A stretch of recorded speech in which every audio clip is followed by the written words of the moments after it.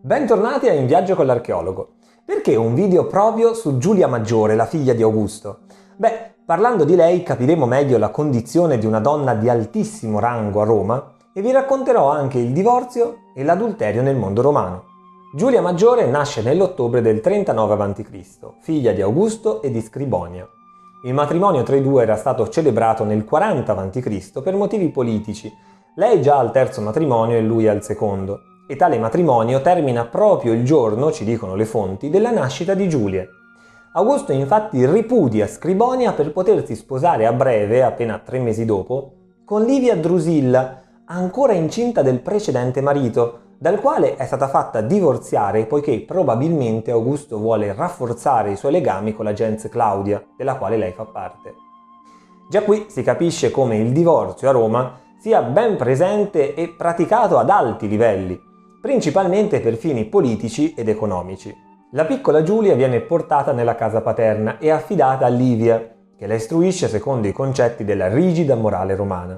Le vengono dati i migliori insegnanti e impartite lezioni di letteratura e ovviamente di tessitura della lana, attività che per tradizione spetta alla matrona. All'età di 14 anni, nel 25 a.C., viene data in sposa al cugino Marco Claudio Marcello, con l'intento di legare questi al potere augusteo, ma egli la lascia vedova appena 2 anni dopo, nel settembre del 23 a.C. Giulia è uno strumento politico, e non passa molto tempo che il padre le combina nuove nozze nel 21 a.C., stavolta con il ben più maturo Marco Vipsanio Agrippa, il generale e braccio destro di Augusto. Giulia ci viene presentata come una donna decisamente intelligente e sveglia, che fatica a sottostare alla ferrea volontà paterna. La sua indole libertina la spinge ad intrattenere rapporti extraconiugali con diversi amanti e sebbene le sue storie d'amore siano oggetto di pettegolezzi, la relazione con Agrippa procede. Dalla loro unione nascono ben 5 figli, 3 maschi e 2 femmine, 2 dei quali, Lucio e Gaio, vengono addirittura designati da Augusto come futuri eredi. Giulia segue il marito in diversi viaggi nelle province dell'impero, dalla Gallia all'Oriente, per tornare in Italia ed è qui, incinta del 5° figlio, che resta però vedova per la seconda volta a causa della morte improvvisa di Agrippa nel 12 a.C. E Augusto dispone allora nuovamente della vita di sua figlia, stavolta decidendo di darla in sposa al figlio di prime nozze di Livia, Tiberio, il suo fratellastro e futuro imperatore. Tale decisione non è accolta positivamente da nessuno dei due. Tiberio infatti è già sposato con un'altra donna, Vipsania Agrippa. Il nome richiama il già citato Agrippa, dal momento che lei è la sua figlia di prime nozze. L'albero genealogico delle famiglie aristocratiche romane è alquanto intricato, lo so. Tiberio è innamorato, dicevamo, di Vipsania e aspetta da lei un secondo figlio. Ma la volontà di Augusto va oltre i desideri personali e i due sono costretti a divorziare. Si dice che la gravidanza si interruppe proprio per il grande dispiacere provocato da questa decisione. Fermiamoci un attimo. Abbiamo visto un numero notevole di divorzi fin qui, ma come funzionava questa pratica? In epoca arcaica il divorzio era concesso solo all'uomo, che poteva usufruirne per varie colpe attribuite sempre alla moglie, che spaziavano dall'aborto indotto all'adulterio, alla sterilità della coppia, sino al bere vino, cosa considerata indegna per una donna romana poiché la induceva, secondo gli antichi, alla lussuria e quindi al disonore. Esisteva addirittura un diritto, il cosiddetto ius osculi, il diritto al bacio, secondo il quale gli uomini della famiglia potevano baciare la donna sulla bocca per capire se questa avesse bevuto o meno e quindi punirla. Si poteva arrivare addirittura alla morte. In realtà tale diritto fu applicato molto di rado, e con il passare del tempo le donne acquisirono maggiori libertà, tra le quali proprio per il vino.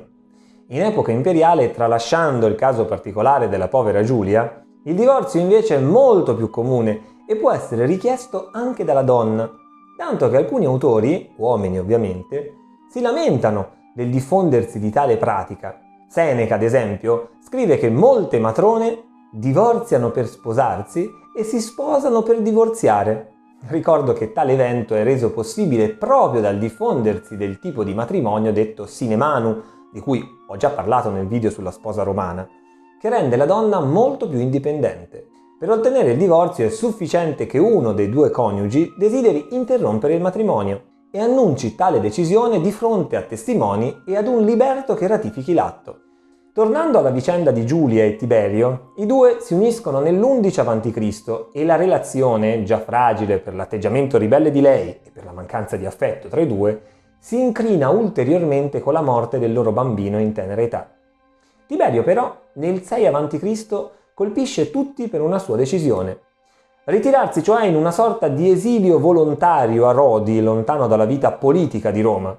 Qui resta per ben 8 anni e Giulia, nonostante risulti ancora sposata con lui, è a tutti gli effetti libera dalla presenza del marito, e tale libertà la spinge ad intrattenere rapporti con alcuni tra gli uomini più potenti dell'epoca, atteggiamento che difficilmente Augusto può tollerare molto a lungo. Lui che ha fatto, almeno di facciata, della solidità della famiglia e delle vecchie virtù romane il motivo principale della sua propaganda. L'avvicinarsi di Giulia a Iullo Antonio, figlio di Marco Antonio e Fulvia, è la goccia che fa traboccare il vaso. Iullo desidera una politica più autoritaria da parte di Augusto e gli autori antichi, come Cassiodione, ci riportano che attorno a lui e a Giulia si forma una sorta di congiura ai danni dell'imperatore.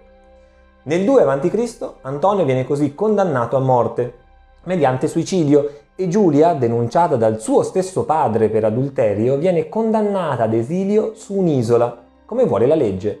In effetti l'adulterio è una colpa punita a livello familiare fino all'epoca di Augusto, momento in cui vengono varate delle leggi apposite. In epoca repubblicana è il marito o il padre della donna a poter decidere di uccidere l'adultera una volta convocato un tribunale familiare.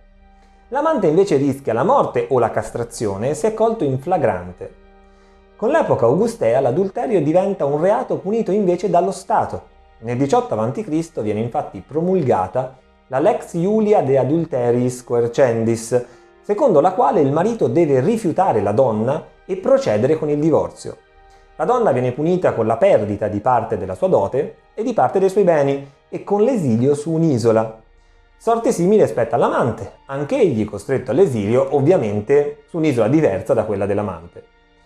Tale legge in realtà fu applicata molto raramente. È passata alla storia anche la reazione di numerose matrone di Roma.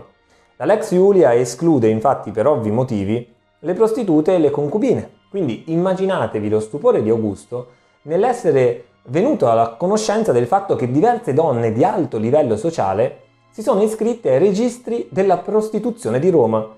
Tiberio cerca di limitare il tutto vietando tale registrazione alle donne aristocratiche e condannando come adultere le donne che risultano segnate.